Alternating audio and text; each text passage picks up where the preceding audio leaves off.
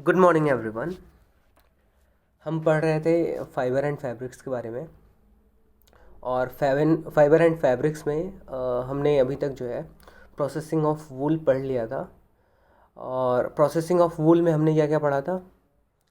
Processing of wool में सबसे पहले हमने शेयरिंग पढ़ा था, फिर स्काउरिंग पढ़ा था, फिर सॉर्टिंग पढ़ा था, फिर burst of separation, then dying and in the end spinning वाला प्रोसेस हमने किया था। स्पिनिंग के बाद हमें यार्न मिल जाता है। तो शेयरिंग जो है, शेयरिंग में हमने ये भी देखा था कि जो सबसे ऊपर वाला लेयर होता है स्किन का, उसको भी रिमूव कर दिया जाता है, ट्रिम कर दिया जाता है वुल के साथ में, फ्लीस के साथ में। क्यों ट्रिम किया जाता है? तो जो ऊपर वाले जो सेल्स होते हैं वो डेड सेल्स होते हैं। अब डेड सेल्स वो ऑलरेडी उनमें जो सेंसेस थे वो ख़त्म हो चुके थे, उनमें जो ब्लड वेसल्स थे वो सारे डेड हो चुके थे। तो अब जो है उनकी सेंसिटिविटी ख़त्म हो गई है। तो कुल मिला के वो स्किन के ऊपर वो एक तरीके से बर्डन ही है। तो उनको अगर हम रिमूव कर रहे हैं तो वो एक तरीके से हम हेल्प कर रहे हैं उनको, ताकि उनको जल्दी से वापस से उनके बॉडी के ऊपर फ्लीस ग्रो कर सके। ठीक है, तो वो भी बहुत ज़रूरी होता है, ताकि ग्रो अगर नहीं करेगा तो ठंड के मौसम में उनको दिक्कत होगी। तो ठंड के मौसम तक जो है उनके बॉडी पे पूरा का पूरा फ्लीस वापस से आ जाना चाहिए। प्रॉपरली नहीं आएगा तो फिर उनको ठंड के मौसम में बहुत ज़्यादा दिक्कत हो सकती है। ठीक है, अब आगे बढ़ते हैं।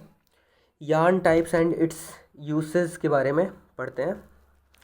तो there are two types of yarn.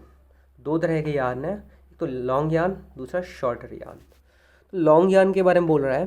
तो long yarn threads are usually knitted to make sweaters, mufflers, caps and socks. तो बेसिकली जो भी चीज़ें हम बुनाई का काम कर रहे हैं, जो भी थोड़े से छोटे बड़े जो कपड़े हैं, ठीक है, वो क्या कर रहे हैं, छोटे बड़े जो भी कपड़े हम बना रहे हैं सारे के सारे कपड़ों में क्या लगता है? लॉन्ग यार्न लगता है। जैसे आप आपने अपने घरों में ही देखा होगा, जो धागे होते हैं, धागों का जो बोबिन होता है वो थोड़ा सा, उसमें एक ही धागा होगा, वो पूरा कंटिन्यूअस जो है लॉन्ग थ्रेड होता है, वो बीच में कहीं टूटा हुआ नहीं होता है। ठीक है, तो वो एक तरीके से लॉन्ग यार्न हुआ, लॉन्ग थ्रेड हुआ। ठीक है, लॉन्ग थ्रेड का यूज़ कहाँ पे हम कर सकते हैं? लॉन्ग थ्रेड का यूज़ करके ही हम डिफरेंट टाइप ऑफ, हम जो क्या कहते हैं, कपड़े पहनने के लिए होते हैं, जो फैब्रिक्स होते हैं वो बना सकते हैं। The shorten yarn threads are woven into fabrics. अब क्या कह रहा है कि जो फैब्रिक्स जो बन रहे हैं, फैब्रिक्स किससे बन रहा है? छोटे छोटे धागों से। बड़े धागों से तो हम कपड़े पहनने वाले बना रहे थे, बड़े धागों की हेल्प से हम जो है पहनने वाले कपड़े बनाते हैं। और छोटे धागों से वो जो कपड़े थे, उन कपड़ों के लिए जो कपड़े हमने बुने हुए हैं या सिले हुए हैं, उसके लिए जो कपड़ों के शीट आते हैं, कपड़ों, वो जो थान वाला जो कपड़ा खास करके बोल सकते हैं उनको, वो फैब्रिक्स कहलाता है। तो वो किससे बनता है? वो शॉर्टर यार्न से बनता है। ठीक है, तो ये क्लियर हो गया होगा। आगे बढ़ते हैं। वुल एंड यार्न के बारे में दिखाया हुआ है, आपने देखा भी हुआ है। तो ये जैसे ये यहाँ पे लेफ़्ट साइड में टॉप पे है, ये भी एक तरीके का यार्न है, ये भी एक तरीके का यार्न है। ये दोनों ही लॉन्ग यार्न से हैं। ठीक है, और ये जो नीचे ये दिखाया हुआ है, ये नीचे के साइड में ये क्या है? ये लॉन्गर फाइबर से, शॉर्टर फाइबर से बना हुआ फैब्रिक हो सकता है। इन फैब्रिक्स का यूज़ करके हम जो है क्या कर सकते हैं, इनका यूज़ करके हम कपड़े बना सकते हैं, या फिर कुछ और भी चीज़ें, जैसे चद्दर वगैरह हुआ, वो सब हम इनको काट के बना सकते हैं। क्लियर है? आगे बढ़ते हैं। Uses of wool. वुल के यूसेस हमें पता है, लेकिन ये जो है इसमें मतलब एक थोड़ा सा कह सकते हैं कि अगर हमें लैंग्वेज में लिखना हो तो कैसे लिखते हैं, उसके लिए ये दिया हुआ है। Wool is use for making warm clothes such as sweater, cap, shawl, gloves and blanket etc. Wool is also used in making carpets and upholstery. ठीक है, तो वूल का यूज़ हमें पहले से पता था, मुझे लगता है कि इसको डिस्कस करने की ज़रूरत भी नहीं है। लेकिन फिर भी मतलब अब वूल जहाँ पे बात आती है, तो वूल से अगर ब्लैंकेट के बारे में बात आ रही है, तो ब्लैंकेट के बारे में एक नई चीज़ बता देता हूँ, आपको थोड़ा बहुत आइडिया भी होगा। तो ब्लैंकेट्स हुए, या जो भी ये जो वार्म क्लोथ्स होते हैं, ये काम कैसे करते हैं? तो वार्म क्लोथ्स बेसिकली जो भी एयर ट्रांसफ़र हो रहा था between our body and the surroundings और हमारे बॉडी के बीच में कौन सी चीज़ आ रही है? ये जो फाइबर्स हैं ये आ रहे हैं, खास करके ये जो वुलन क्लोथ्स हैं, ठीक है, ये आ रहे हैं। तो अब क्या क्या हो रहा है? अगर एक नॉर्मल क्लोथ होता, नॉर्मल क्लोथ में क्या होता कि जो भी एयर है वो आसानी से हमारे बॉडी को हमारे बॉडी से और एटमॉस्फेयर के बीच में जो एयर का ट्रांसफ़र हो रहा है वो इजीली हो सकता था। जो कपड़ा होता है वो अच्छे से नहीं रोकता। लेकिन इसमें क्या होता है कि जो भी ये वुलन क्लोथ्स होते हैं, वुलन क्लोथ्स एक ऐसा लेयर क्रिएट कर देते हैं हमारे बॉडी के ऊपर, या फिर हमारे बॉडी और एटमॉस्फेयर के बीच में एक ऐसा लेयर क्रिएट कर देते हैं कि जो एटमॉस्फेयर का एयर है, ना ही वो एयर हमारे बॉडी की तरफ आ पा रहा है, ना ही हमारे बॉडी से जो भी हीट रिलीज़ हो रहा है वो एटमॉस्फेयर में जा पा रहा है, ठीक है।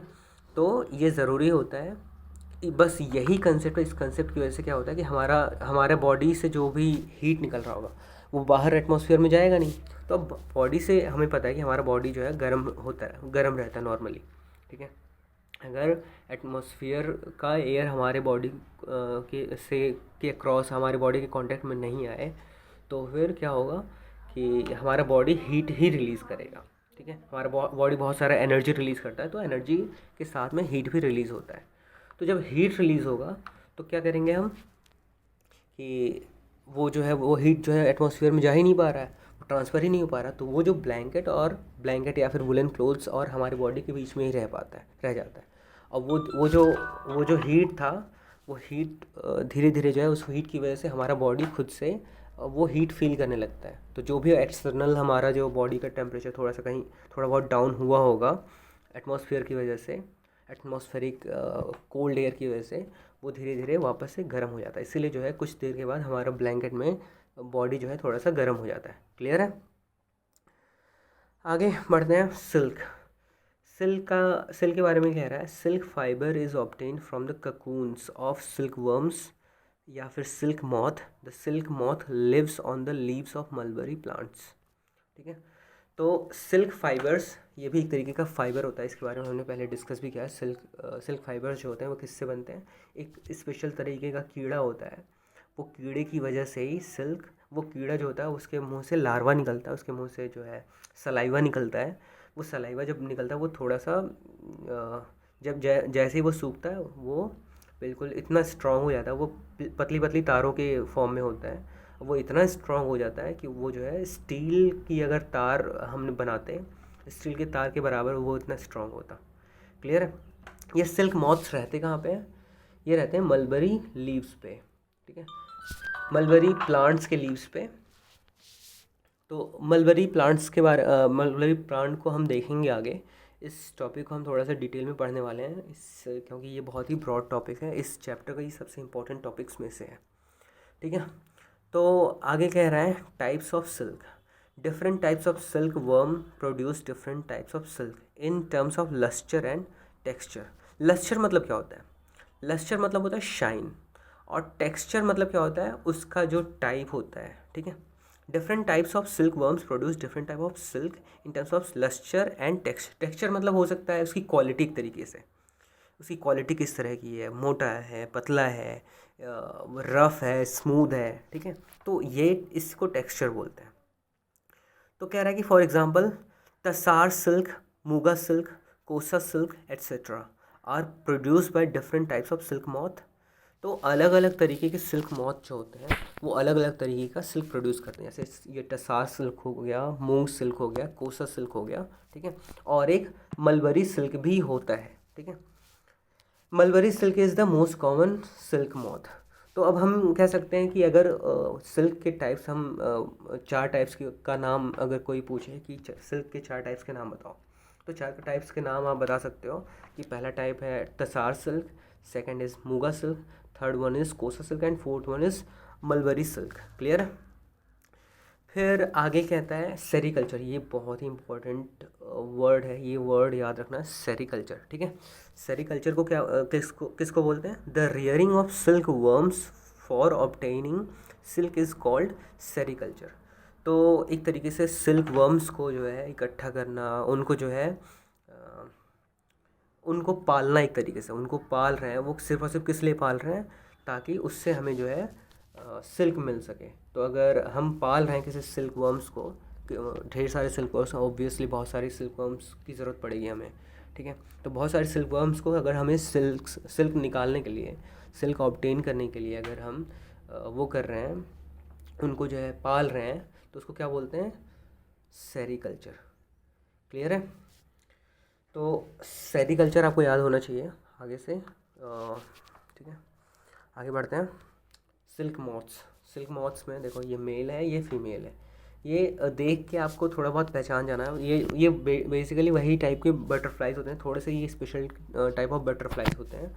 और ये एक स्टेज होता है, एक स्टेज पे जो है ये सिल्क प्रोड्यूस करते हैं। उसके बाद का स्टेज जो होता है वो होता है सिल्क मॉथ्स। उसके उन स्टेजेस के बारे में भी हम डिटेल्स में पढ़ने वाले हैं, ठीक है।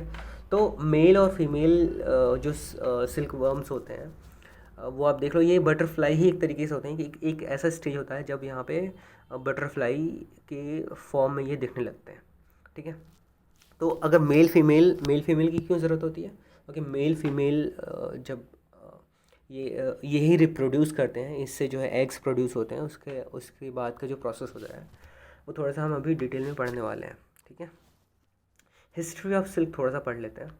हिस्ट्री ऑफ सिल्क में पहला पॉइंट कह रहा है, silk was discovered in China around 3500 BC मतलब बिफोर क्राइस्ट, ठीक है। तो अगर 3500 BC कह रहा है, तो इसका मतलब कितना साल पहले हुआ होगा, अभी 2000 चल रहा है, ठीक है। और क्राइस्ट के बाद 2000 साल हो चुका है, 2020 चल रहा है, ठीक है, 2020, सॉरी। तो अभी 2020 चल रहा है, 2020 चल रहा है। तो मतलब जीसस क्राइस्ट के बाद, बर्थ के बाद 2020 साल हो चुके हैं। और उसके जीसस क्राइस्ट से पहले कितने 3500 साल हो गए थे। तो 3500 साल में अगर इसमें जोड़ देता हूँ तो टोटल कितने साल पहले हुआ होगा ये चीज़, तो 5520 ईयर्स अगो, ठीक है। तो 5520 साल पहले चाइना में डिस्कवर किया गया था। Silk became a prized possession because of its fine quality and lustre. तो वही, इसकी क्वालिटी बहुत अच्छी हुआ करती थी। इस क्वालिटी के चक्कर में जो है इसको एक तरीके से प्राइज़ के तौर पे दिया जाने लगा। हर कोई इसको जो है पजेस नहीं कर सकता था। क्लियर है। तो आज के लिए इतना ही रहने देते हैं, बाकी नेक्स्ट लेक्चर में हम कंटिन्यू करेंगे। Thank you.